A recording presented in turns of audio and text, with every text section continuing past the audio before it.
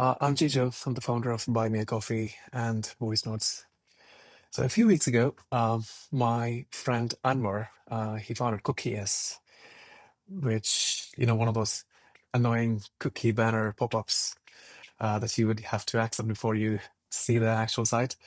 Anyway, he's responsible for like a quarter of that, of what you see. So anyway, uh, he told me something um, that he wished he had used voice notes more because his AI does not know his values and thinking and the variables that he used for his decision making, right? And that instantly resonated with me, right? Because I've been using ChatGPT since it came out every single day, and the thing that I spent most of my time is like teaching it what my values are or how I think about it.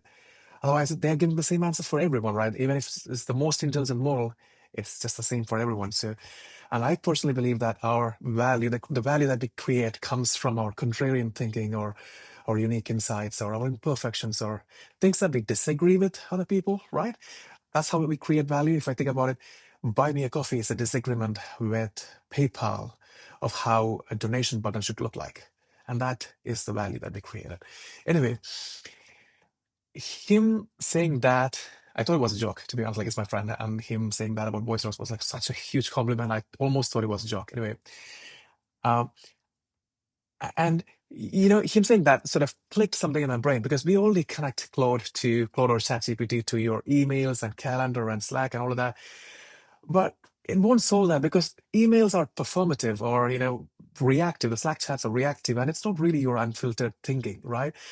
And if you connect your raw, unfiltered thoughts, which usually exist in your journaling apps like voice notes, uh, your AI can see that and use that to create, I would say, an order of magnitude better outcome from its work.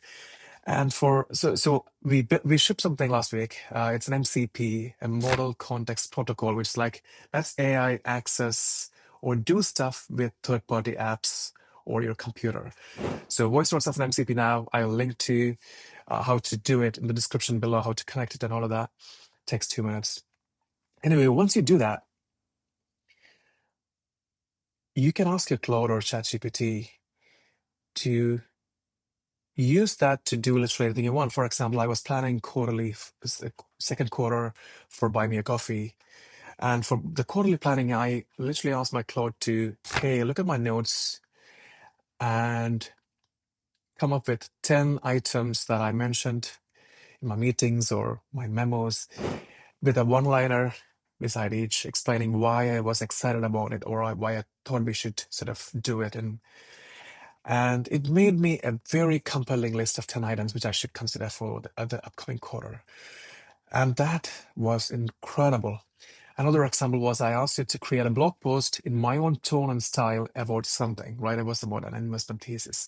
Um, I'll see if I can, put this as a screenshot somewhere so it's more interesting for you and so you can see from my examples. But that was bonkers. I don't use that word, by the way, but it was mind-blowing or whatever. And I just want to share that. I'm just very excited to share that. And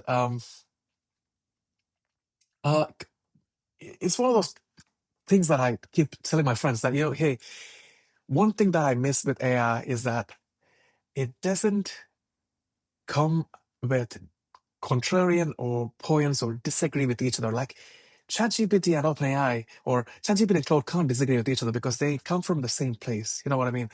Like Andrei Karpathy, one of the early folks at OpenAI, said this in Dwarkesh Patel podcast. And I'll quote him. By the way, Dwarkesh is a user of voice notes. Anyway, he said, ChatGPT tells you the same three jokes, doesn't give you the full breadth of possible jokes. So you're not getting the richness and diversity and entropy that you'd get from humans. Results from LLMs are silently collapsed. They occupy a tiny manifold of possibilities. I totally agree. And our job, I suppose, is to align our AI with our thinking and our values and our unique insights and our imperfections and all of that to create what we want to see more of, right? And if you think about it, directionally, we are headed to a place where AI is going to do the bulk of our work. Most of what we do today could be automated so that we can hopefully have other interesting, fun things to do with our time. But it's where it's headed, right? Uh, Internally, for example, we have automated a big chunk of our customer support with AI. Personally, when I reply to an email, I get it proof checked and even write the first draft for me. So a lot of the boring works are automated.